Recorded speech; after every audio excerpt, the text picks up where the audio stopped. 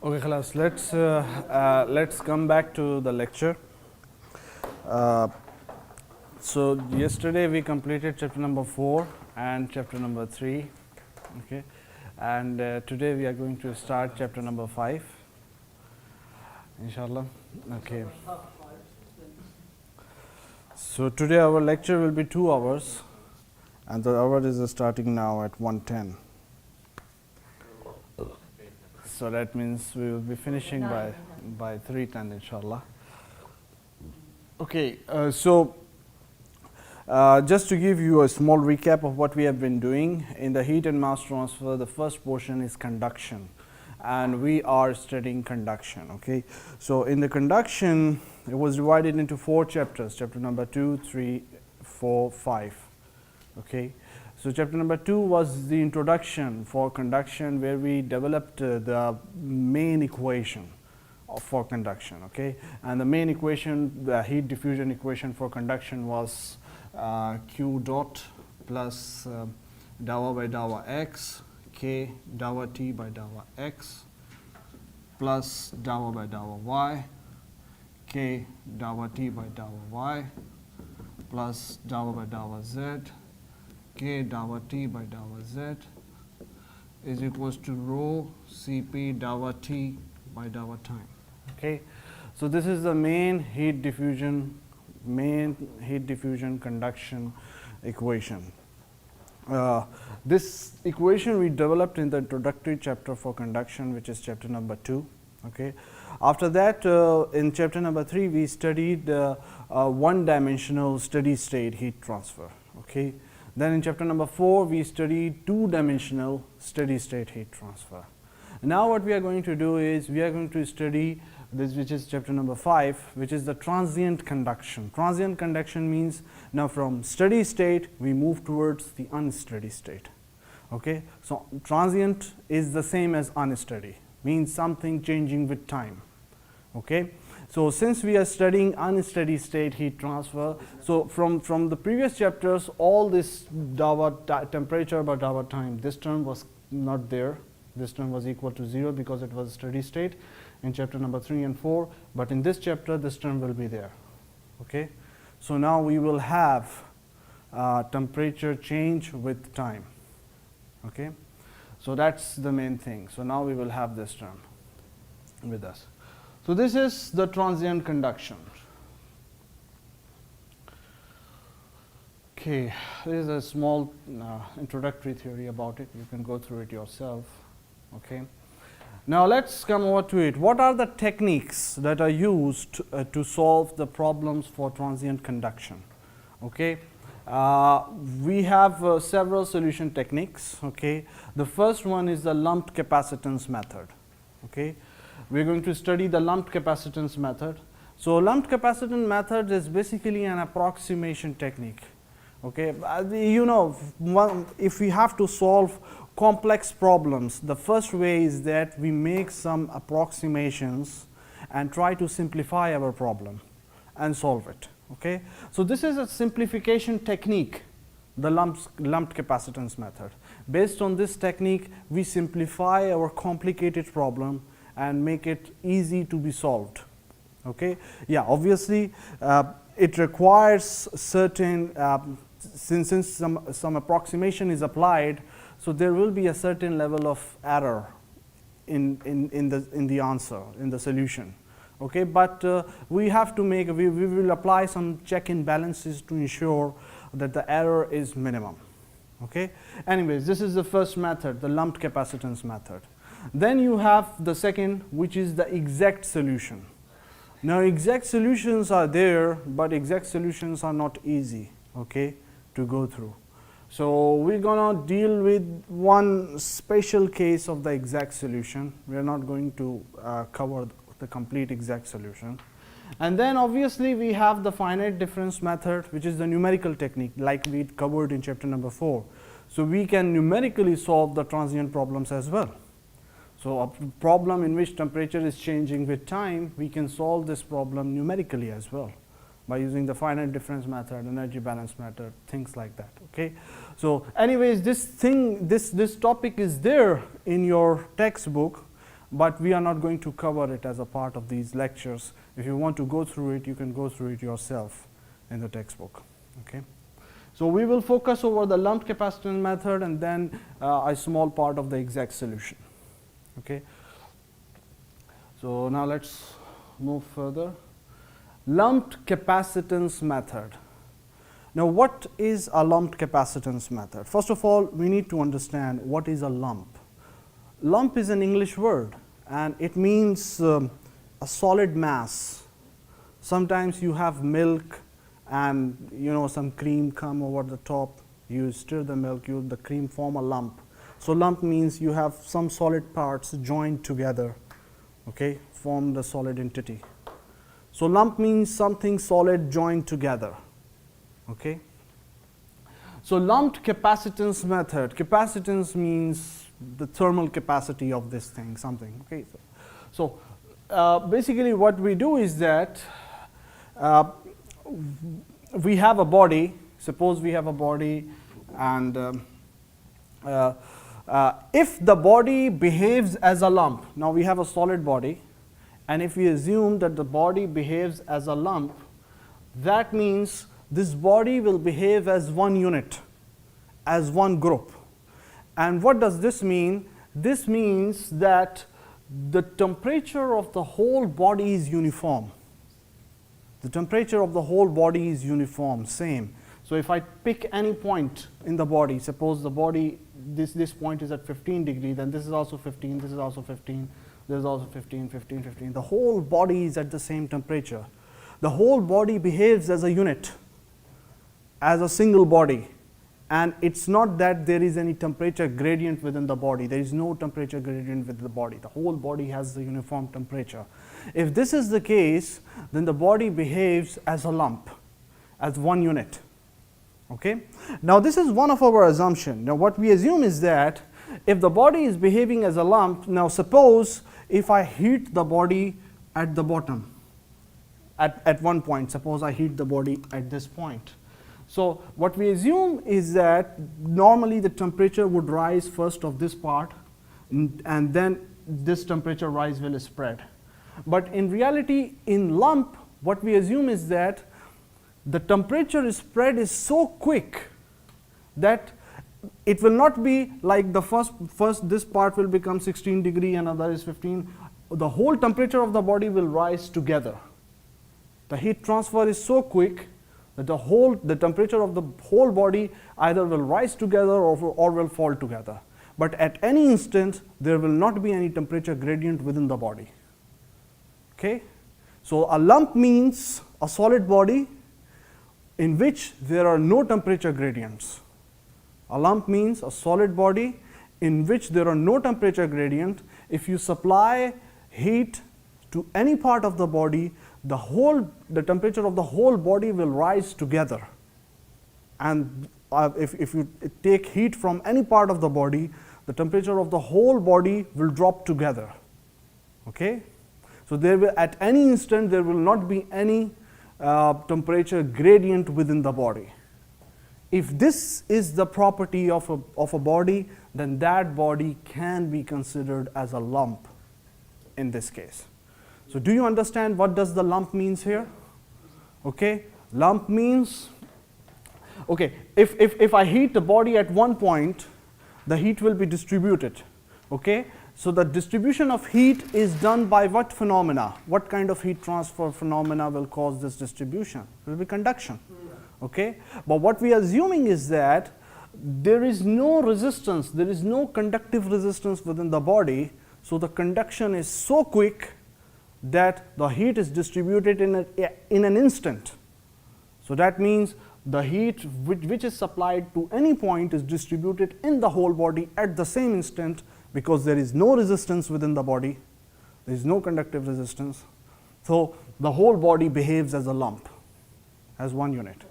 Is it clear? Yeah. Now this is an approximation. Obviously this is an approximation. In real world, it does not happen like that.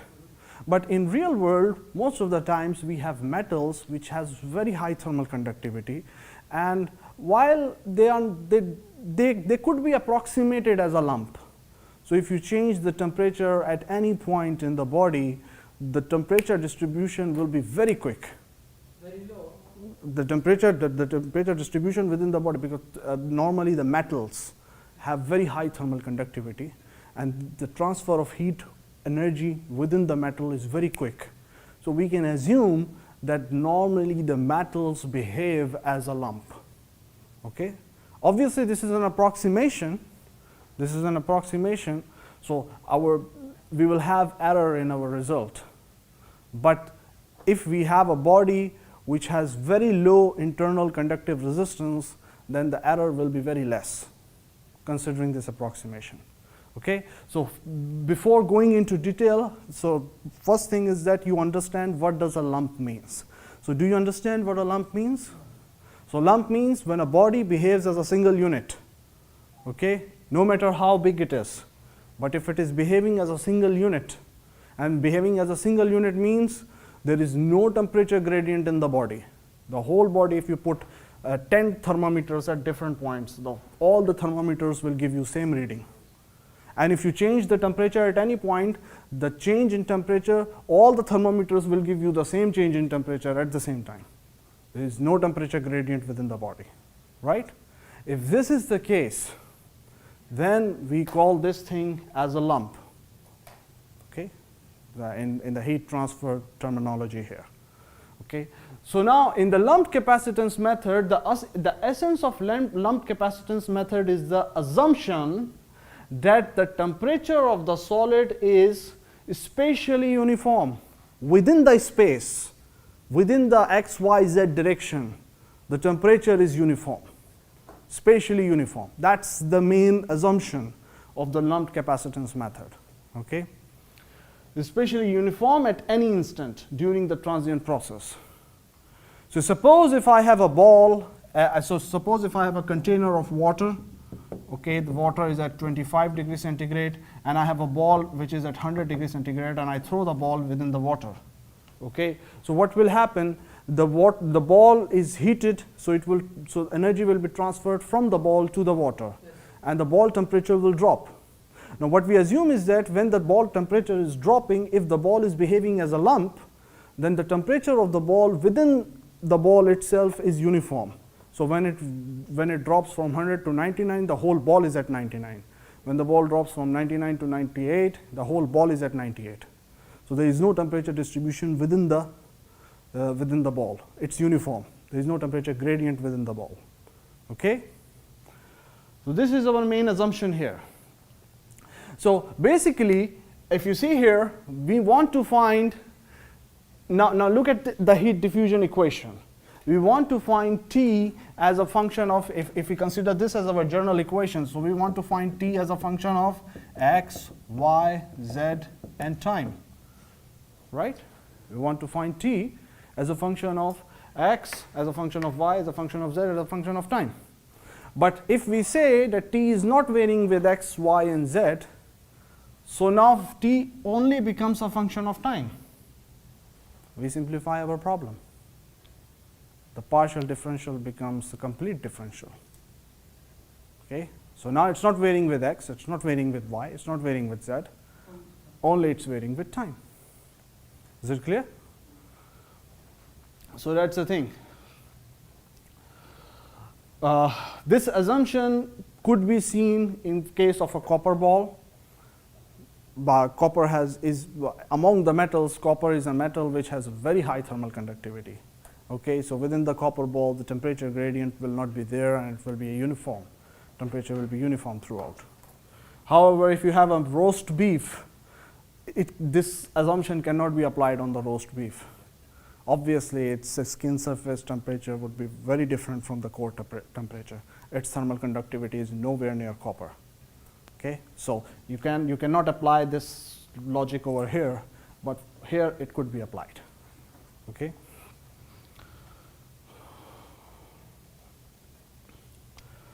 Okay, so now since we simplify our problem, so now what happened is that if you have a ball and we put it into the container of water, the ball was heated, so it will lose energy. Okay, and how would the energy be lost? I mean, how would the energy be transferred? Which phenomena? It will be convection, right? So if the ball is in water, the phenomena through which heat is going out of the body to the water is convection. Okay, and for convection we know that Q is equals to HA delta T, right? This is convection.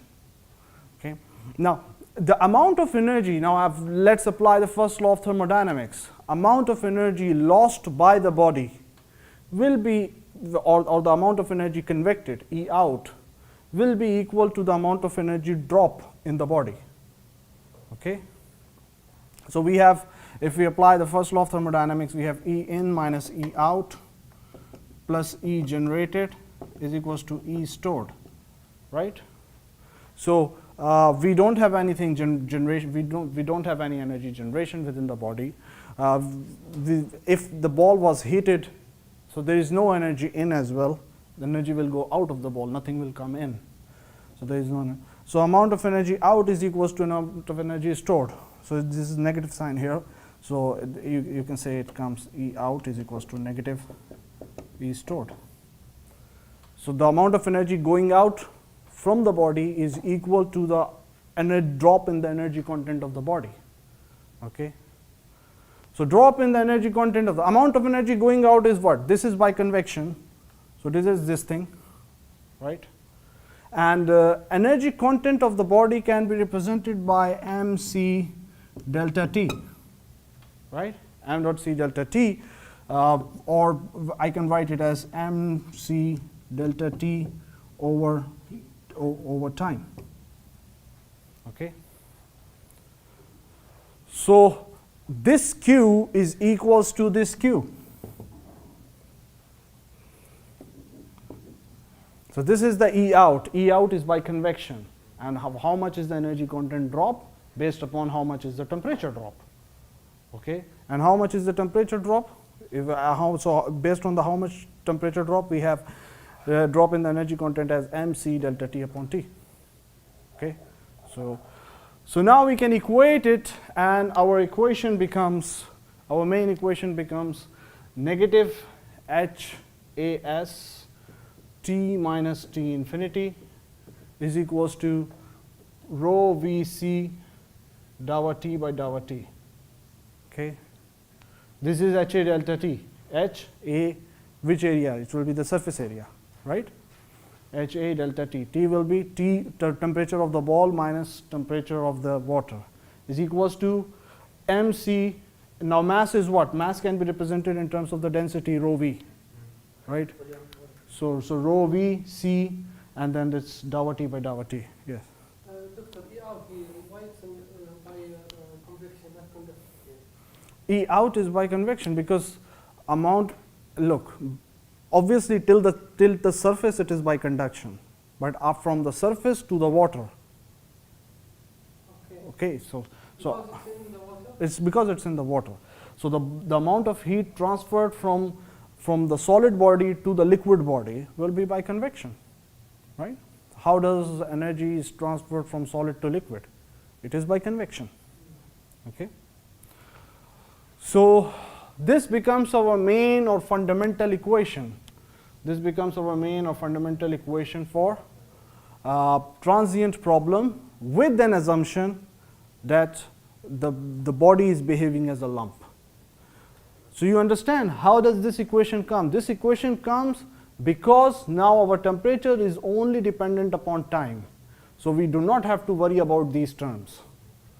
So now just based on the first law of thermodynamics, we can get that this thing is equals to this thing, and we get this equation. Very clear? If our if our body is not behaving as a lump, then there will be temperature variations in x, y, and z direction, and we cannot end up into this equation. We end up into this equation just because we assume that our body is behaving as a lump and there is no temperature gradient in x, y, and z coordinate system. Is it clear? Yes. Is there anything so far which is not clear? So please feel free to ask.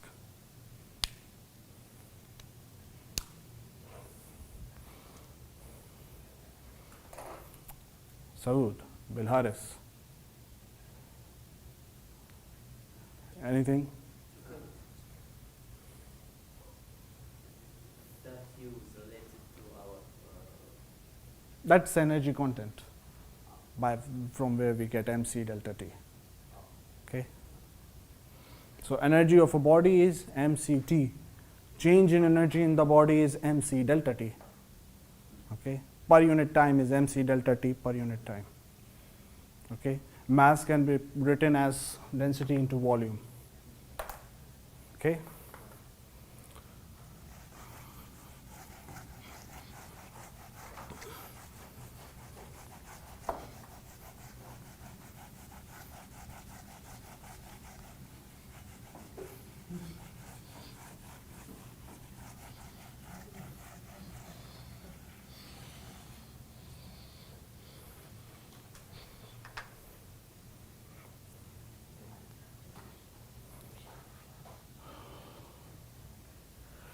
Okay, now we previously in the last class we come up to the decision that now we will write temperature in terms of theta. And what is theta? T minus T infinity. Okay, theta is T minus T infinity. So if I put it this equation in terms of theta, how would it be?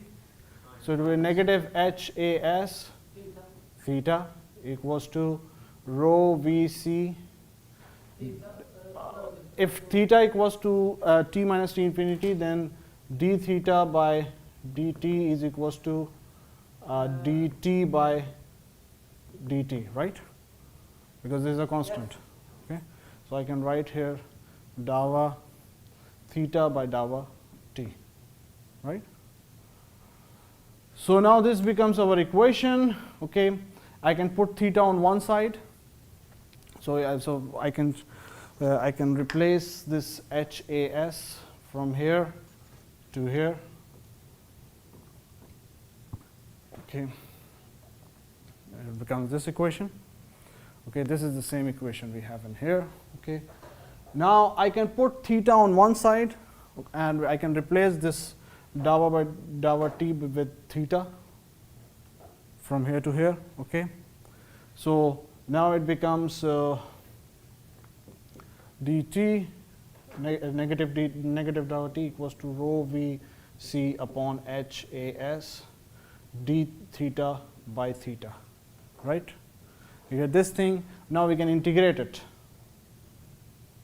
Okay, so when time t is equals to 0, when time is equals to 0, our temperature, we call it initial temperature. T equals to Ti. So if we put T equals to Ti, then it becomes theta I, right? So this is theta I. Okay, and at time t equals to T, our temperature is equals to capital T. That's it. Okay, so this becomes theta. Okay, so while time ranges from 0 to T, it ranges from theta I to theta. Okay, now if we just integrate this term, so d theta upon theta integral of this will be what? Ln theta. Yes. Okay, ln theta. Okay, so in the end we come up with this equation. Okay, so this is one fundamental equation that we have, and it is rho Vc upon HAS ln theta I upon theta is equals to time. So time is equals to rho Vc upon HAS ln theta I upon theta. Good. So this is one equation. Or if suppose if initial temperature is known, we want to find the final temperature. That means we want to find the final theta. Okay. Suppose if you want to find theta, so we can just replace it other way around, and it will become theta upon theta I is equals to exponent negative HAS upon rho Vc time multiplied by time. So this becomes our equation. Okay. So these two equations are same. These two equations are same. Just here we want to find time. Here we want to find theta. Okay. And this comes from this main equation, which comes based on the assumption that our object is a lump. Is it clear? Is it clear till this point? Is there anything which is not clear? Capacitance, MC delta T. Okay. So we normally write C. We used to write C as CP. Yes. So you can write CP, no problem. Okay.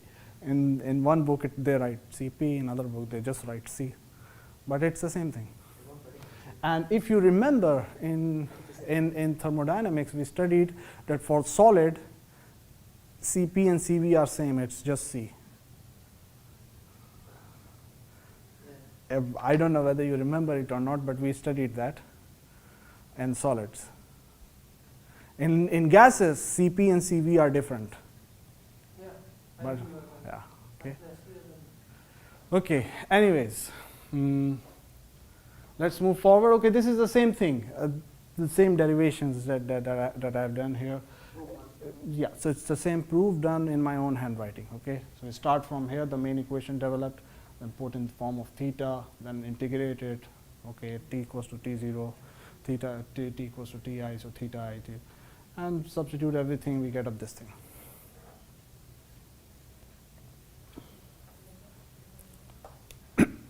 Is there anything that you do not understand so far? Okay. Now this terminology, if you see here, we have this terminology, and this is all constants. Okay, we have surface area of the body constant, the body's density is a constant, its volume is a constant, Cp is a constant, and H is the amount of convective heat transfer coefficient. This is also a constant. These are all combination of constants, and if you all join them together, so they are all joined them together known as thermal time constant. So thermal time constant is what? Rho Vc upon HAS, and it is written as tau. Okay, it's written as tau.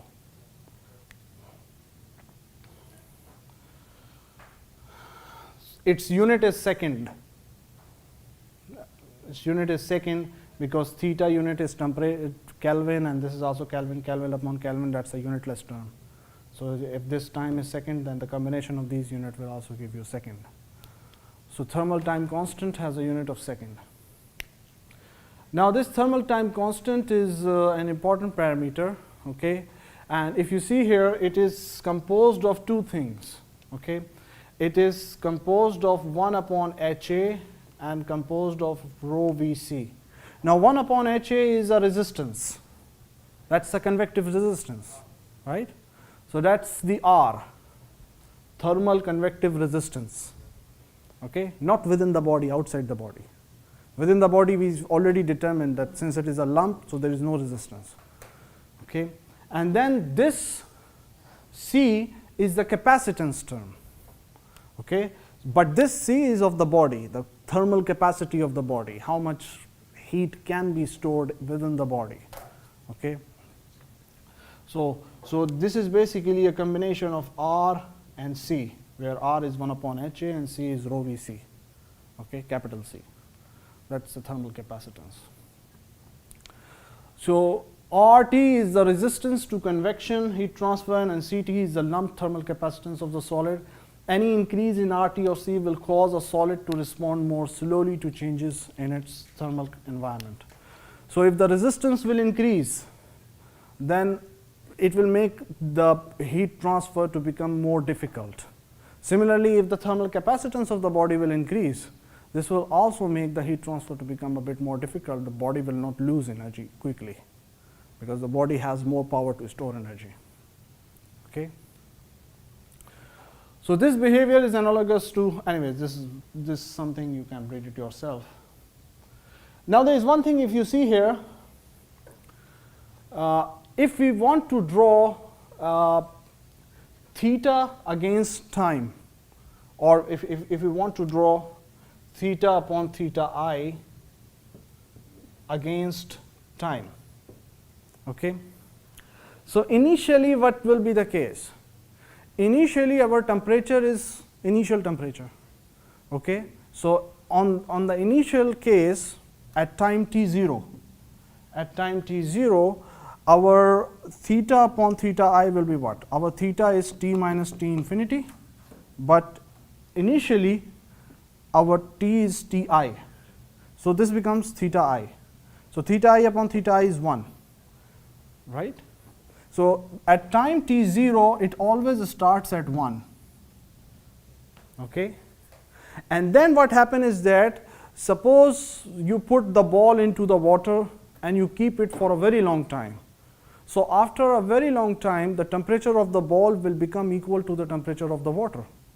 Now if the water content is too big, it's T infinity. So T infinity is not going to change. It's like a sink. It's not going to change. But the ball temperature will become T infinity, right? So the ball temperature will become equal to the temperature of the water. So when the ball temperature becomes T infinity, so that means this becomes T infinity. So T infinity minus T infinity is 0. Okay? So that means now it becomes 0. So it starts from 1 and end at 0. Okay? So all the curve move like this. If you make a curve between theta over theta I to t, so it will start from 1 and end at 0. Okay. However, if you have, let's say you have one ball of copper, one ball of iron, one ball of silver, some other material, and you put, and all balls have the same temperature, and you put into the same water container, okay, the temperature drop for all the balls will be different. It is because the thermal capacitance of each ball is different. Because thermal capacitance is a material property. You change the material, thermal capacitance vary. Okay? So that's why you will have a different curve for all different materials. Okay? All will end up at 0. All will end up at 0. Why is x-axis always 0 or always 0? No, no. X-axis start from 0 and at time t. Why don't it 1? Why x do not start at 1? No, and 1. It's time. It's not a ratio. Ratio always between 0 and 1. But time, it starts from 0 second and then depends how many seconds it takes for it to cool down. Okay? But y-axis, since it is a ratio, so it will be between 0 and 1. It will start from 1 and end at 0. Is it clear? So that's why the curve would look like this. All the curves would look like this. It all depends if you change the material. Okay? So how things change. Now if we want to know, now this is the temperature distribution. You remember from the last chapter as well, we had two objectives. One thing to find temperature distribution, how temperature is varying with x, y, z, whatever. And second thing was to find heat transfer. Okay? So if you want to find the heat transfer here, it will be like this. So heat transfer is basically Q dt, because right now the Q is varying with time. Since the temperature is varying with time, so the amount of heat transfer is varying with time. So overall heat transfer Q is equals to Q as a function of time. Okay, so we need to integrate it from time 0 to time t. Okay. Now this Q is basically what? This Q is basically HA delta t, where we know that HA is a constant. So HA can come out of integral, and we have only delta t, which is theta here. Okay. So theta could be integrated from 0 to time. Okay. So I can write here Q is equals to HA theta d theta integral. Okay. And HA I can take it out, so I can put integral here. Okay. Why do I write dt integral? Why not d theta? Because we are integrating from theta now. Oh, sorry. This is dt. This, I'm sorry. This is not. No, but the slide, why not you with d theta? Because we are integrating to theta now, not for the time. Look, no, it is not like that. The q is changing with time. So we have to integrate q over time. We have to integrate q over time. But when you substitute the value of q, so q equals to HA delta t, which means HA theta. So now we have to integrate theta over time. Is it clear? I by mistakenly write here d theta. Okay, this is going to be dt here, like we have here. Okay, so once I have here integral of theta with respect to time. Okay, so now I can put the value of theta. So what the value of theta? Theta upon theta equals to this term. So that means theta is equals to theta I into exponent this thing. So I can put this thing over here, okay, and integrate. So if I do integrate, I'm going to end up into this answer. Okay. So this is what my q is equals to rho v c theta I into 1 minus exponent negative time over time constant. Okay, where thermal time constant is rho v c upon HAS. Okay, where this thermal time constant is rho v c upon HAS. Is it clear? So this becomes our main equation for the heat transfer for the case of lumped thermal capacitance method. Is it clear so far? Okay. Yeah, total energy transfer. So we are finding the total energy transfer from time 0 to time t. Okay, that's why we did the integral.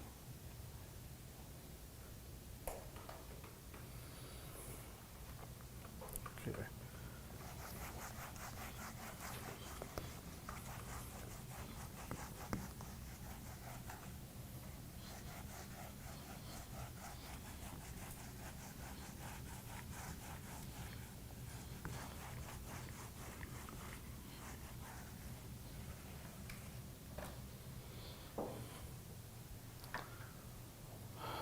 Okay. Now there is one thing is that we have this term here. Okay, amount of heat conducted is equals to amount of heat convected. If we have a solid body, okay, if we have a solid body, then the amount of heat convected is equals to the amount of heat conducted at the outer surface. Okay, so if we change temperature here from here to here, so the amount of heat conducted will be equals to the amount of heat convected, okay, within the body. If we change temperature at any point in the body, then the amount of heat conducted is equals to the amount of heat convected. Now amount of heat conducted can be represented as this term, okay, and which will be equals to the amount of heat convected. Okay. Now I can put the temperatures term on one side. So on the other side I will have the resistance to conduction over resistance to convection. Now this term is known as the Biot number. Remember, we said that lumped capacitance method can only be applied to any body which is behaving as a lump. That means within the body there is no temperature gradient. That means within the body there is no conductive resistance. But in reality there will be some conductive resistance. So we need to define a criteria. What should be the criteria based on which we can apply the lumped thermal capacitance analysis over a body? How can we say that a body is suitable that over which we can apply the lumped thermal capacitance analysis? The only way is that, look, whenever we have a body, solid body, and let's say this is a solid body and it is in the water and it is transferring heat outside. Okay, so from the core of the body to the surface you have the conductive resistance, and then after surface to outside you have convective resistance. So this is conduction, this is convection, right? From core of the body to the surface. So if I say this is core, This is surface. So from core of the body to the surface you have conductive resistance, and then from surface to outside you have convective resistance. For the lumped capacitance analysis, we say that this conductive resistance is very, very, very small. Okay, it's negligible. Okay, however, the convective resistance will be there. Convective resistance will be there, and it is not negligible. Okay, so what we do is that we compare the two resistances. We make a ratio of resistance of conduction to the resistance of convection. Okay, and then we say if now this resistance has a unit, same unit, whether it is conductive resistance or convective resistance. So if you make a ratio of conductive resistance to convective resistance, this ratio will have no unit. It will be unitless number. Okay, and this number we call it as Biot number. Okay, so resistance of conduction to resistance of convection. This is Biot number. Okay, now resistance of conduction is what? Resistance of conduction L over Ka, right? So it's L over Ka is the resistance of conduction. Resistance of convection is what? 1 over HA. I can cancel AA. Okay, so my H will go up. So H L upon K. So this becomes the formula for Biot number. Okay. Now if I say that my conduction is very less and my convection is high, so that means the Biot number should be very, very small. Yes. Now the researchers have found out that if the Biot number is less than 0.1, if the Biot number is less than 0.1, that material could be considered for lumped capacitance analysis. Is it clear? Yes. So now this is the criteria. Whenever you are going to apply the lumped capacitance analysis, you first have to check the criteria. If the Biot number is less than 0.1 or not. If it is not less than 0.1, you cannot apply lumped capacitance criteria. That means the conductive resistance is not that much small as it is required to be. Yeah. Is it clear? Yes. Yes. So we have the conductive resistance to convective resistance. Conductive resistance is L upon Ka, this is 1 upon HA, so it becomes HL upon K, right? So this is the Biot number. So this is the very first number that you have studied here. Now you are going, from now on, you are going to study many different numbers. And whenever I say a number, it means a ratio of two things. It has no unit. Two same thing ratios have no unit. Okay? So it was this was a ratio of what? It was a ratio of two resistances. Resistance, conductive resistance divided by convective resistance. Since they both are resistances, they both have the same units. So the ratio has no unit. It's a number. So this number is known as Biot number. Okay?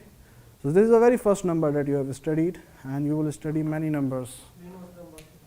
Reynolds number is coming, Prandtl number is coming, Nusselt number is coming. Okay, there are many other numbers coming. There is a table of numbers. Okay. This is equation. This is conduction must equal conduction. Yeah, this is conduction equals to convection So at the surface. so there is no resistance. No, what it is said is that if there is no resistance of conduction, then the temperature gradient is same. Then there is no temperature gradient, then the temperature is uniform. So in that case, the temperature distribution would be like this. If Biot number is very, very small, then temperature would almost be uniform. But if Biot number is, let's suppose it is 1, then the temperature distribution will be there. If it is very, very high, then you will have within the solid body a big temperature distribution, a big temperature gradient. But in case for lumped capacitance analysis, there should not be temperature gradient within the body. So lumped capacitance analysis, if this is the case, you cannot apply lumped capacitance. This is the case, you cannot apply lumped capacitance. But this case, yes, you can apply lumped capacitance. Yeah. That's why. Less than 0.1. 0.1. Okay. This value you should remember. This is the ideal situation, or it's It happens. As I told you, for any case, you will find out the Biot number. If it is less than 0.1, then this happens. Literally, there is very little temperature distribution. There is very little temperature gradient within the body. Temperature is almost uniform at all the time. And this happens in the metallic bodies. Okay? And because in the metallic bodies, the temperature, the heat flow within the body is very quick. The conductive resistance is very small. Okay? So any change at any point is quickly transmitted to the whole body. So the body temperature essentially remains uniform. Okay? Yeah, there is a slight variation, but that can cause a little error in our analysis, not much. So this is the whole temperature conducted will be conducted. Yes, yes, yes. Is it clear? Okay.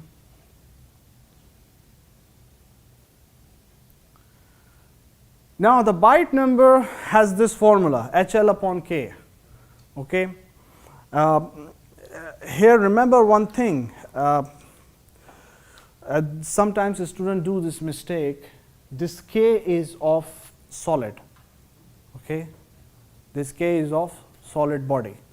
So if you have a solid ball and you put it into the water, then the K should be for the solid body, not for the water. Okay. Okay, now let's talk about the L. What is this L? L is the characteristic length. Here we write here as LC. We also studied LC before, Yeah. but that was the corrected length. This is the characteristic length. Okay. Yeah. That was the corrected length.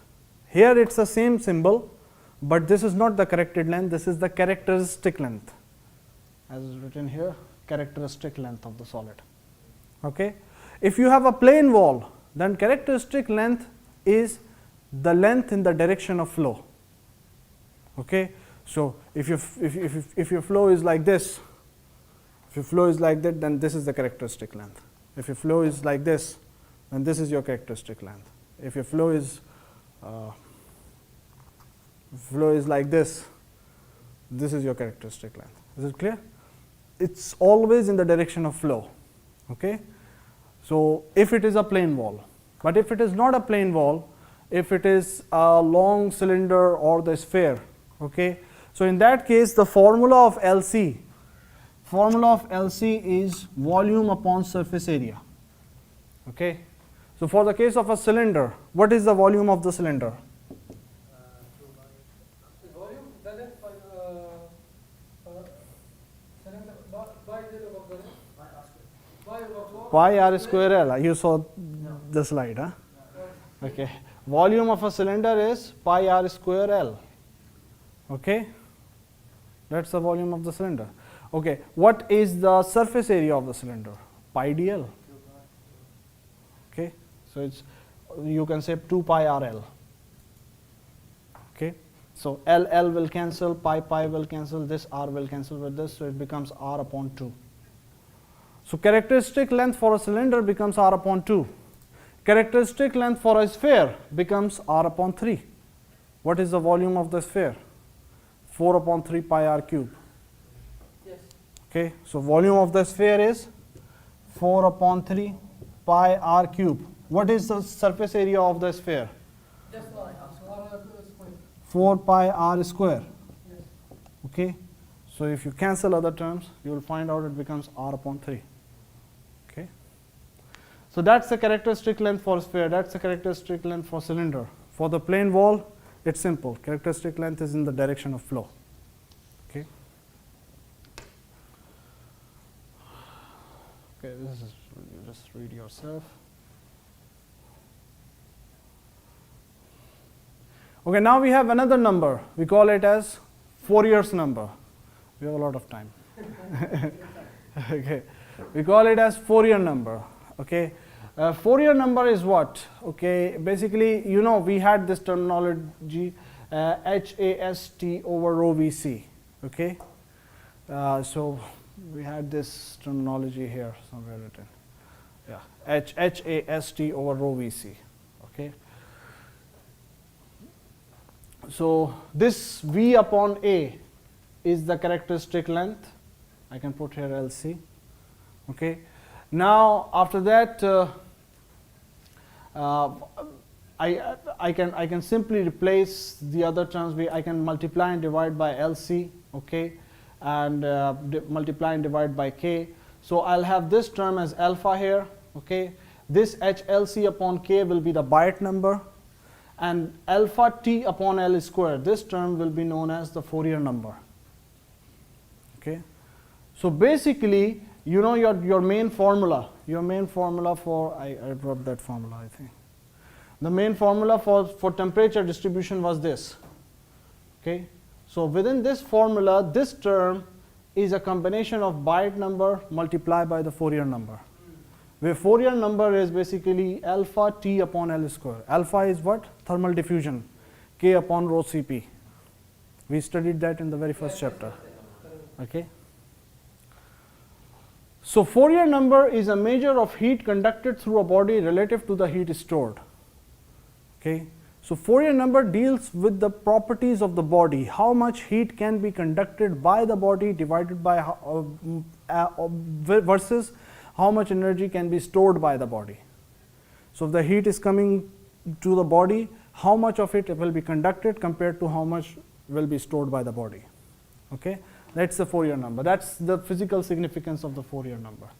Anyways, this can be derived into this thing, heat conducted divided by heat stored by the body. This is a small derivation, go through it yourself, there is nothing new in it. However, this whole thing is important, can come into the short questions. Okay. Physical significance of Biot number, physical significance of Fourier number. Biot number was a ratio of two resistances. Fourier number is a ratio of two heat transfer, heat conducted to heat stored.